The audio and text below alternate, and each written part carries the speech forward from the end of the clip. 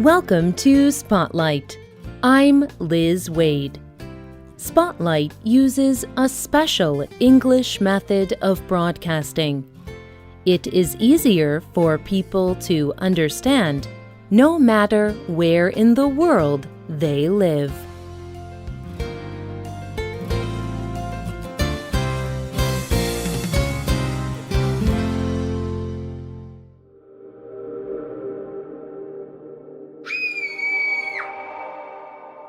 Do you like to be afraid? Many people around the world enjoy feeling fear. They love telling and listening to frightening stories. Many cultures tell different kinds of scary stories. Some involve creatures beyond what we can see and feel. Others are about dangerous monsters like evil spirits.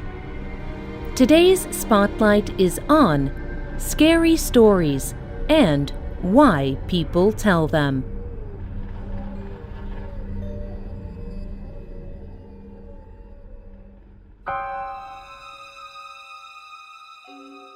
The feeling of fear is a strong one. Being frightened creates extreme feelings in the body.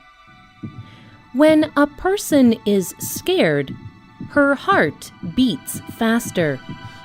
Her senses, like touch and hearing, might become stronger for a short amount of time. Some people tell scary stories to experience these extreme feelings. But telling scary stories can also have a more complex purpose.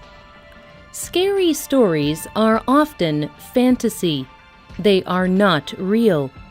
They only happen in a person's imagination.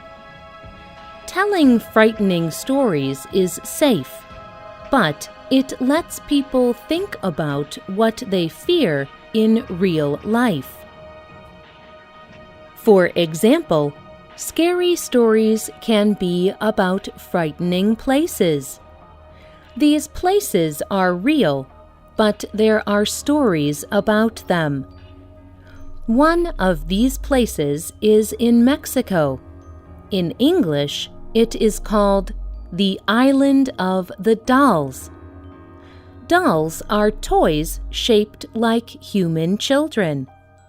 Sometimes they can make a person feel strange and afraid. On this island, there are thousands of dolls. They hang from trees everywhere. They are missing body parts, and they are dirty. Adam Novice tells the story of the Island of the Dolls. Don Julian Santana Barrera lived alone on a small island. One day, something horrible happened. Don Julian found a little girl floating in the water. The little girl had drowned. A little while later, he saw her doll floating down the river. Don Julian felt very bad about the little girl. So he hung her doll from a tree to remember her. He believed the girl became a ghost and visited Don Julian. He believed he heard strange whispers and sad sounds in the darkness. The girl's ghost wanted him to find more dolls. So Don Julian continued to hang more and more dolls from the trees. When he died, his nephew found Don Julian's body in the river. It was the same place where he had found the girl. Today, There are still dolls everywhere on the island. This story may make a person feel strange and afraid. It just seems wrong.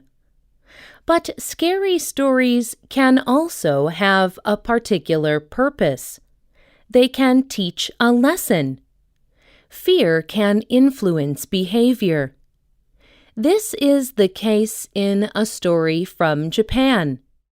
Bruce Gulland tells the story of the Jiki-Ninki. It is late at night in a small village in Japan. A man named Muso is sleeping. He has travelled all day. Finally, he has found a room to stay for the night. But in the middle of the night, a boy wakes Muso. "We need to leave," he says. "Why?"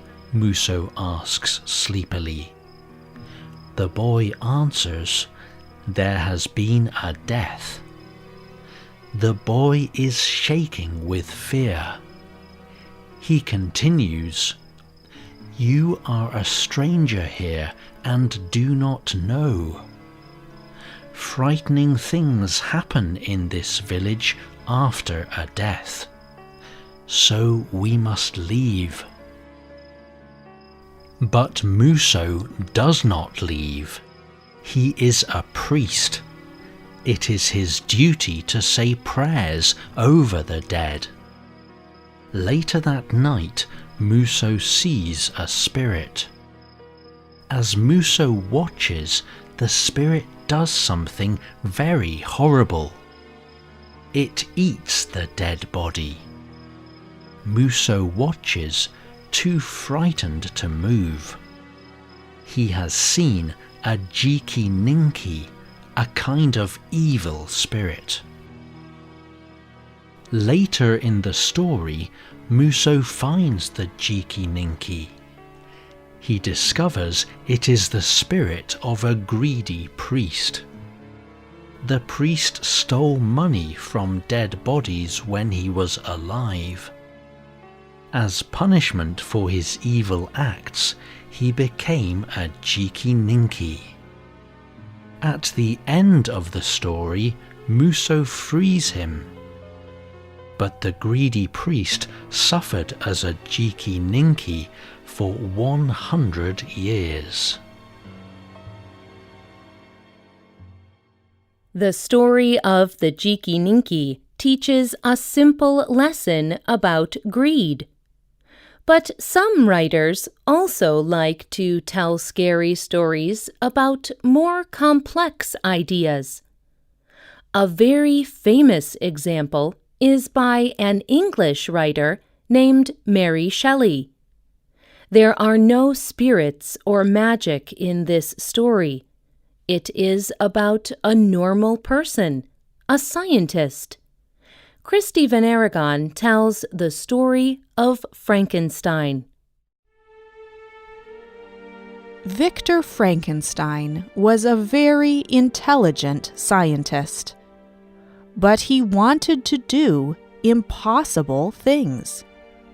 In his experiments, he learned how to give life to non-living things.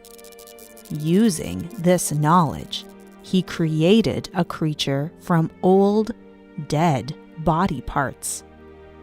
And then he gave it life. The creature was intelligent. It could speak, read, and write. But the creature was also very ugly. So Victor told it to leave. The creature only wanted a friend, but everywhere it went, people were frightened of it. They thought the creature was evil.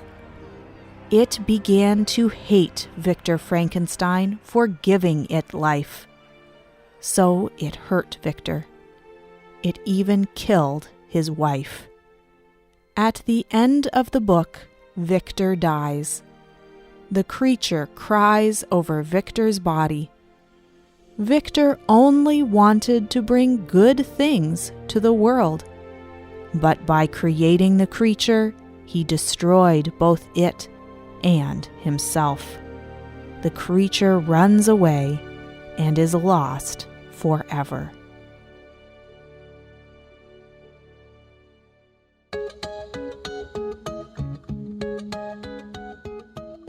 The story of Frankenstein is not as frightening as other scary stories. Instead, it questions the things people fear. The creature looks very frightening, so people believe it is evil. But it does not want to be a monster. So, why do scary stories continue to be popular around the world? Neil Gaiman is a British writer of scary stories. In a 2014 TED Talk, he explained another reason why he thinks scary stories can be good for people. He said, "Fear is a wonderful thing in small amounts. You begin the scary story knowing you will come out after a time in safety. It is always good to know that you are still here, still safe. You know that nothing strange has happened, not really. It is good to be a child again for a little while. It is good not to fear real scary things like governments or relationship or money problems or distant wars. But instead, we can fear things that do not exist."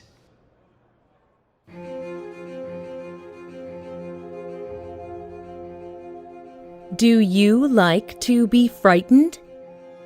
What kind of scary stories have you heard? Tell us what you think. You can leave a comment on our website or email us at radio@radioenglish.net.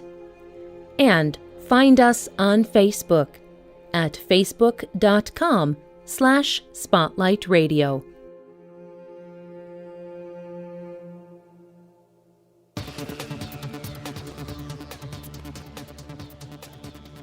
The writer of this program was Dan Chrisman. The producer was Michio Ozaki. The voices you heard were from the United States and the United Kingdom. All quotes were adapted for this program and voiced by Spotlight. You can listen to this program again and read it on the Internet at www.radioenglish.net. This program is called Telling Scary Stories. You can also get our programs delivered directly to your Android or Apple device through our free official Spotlight English app. We hope you can join us again for the next Spotlight program. Goodbye.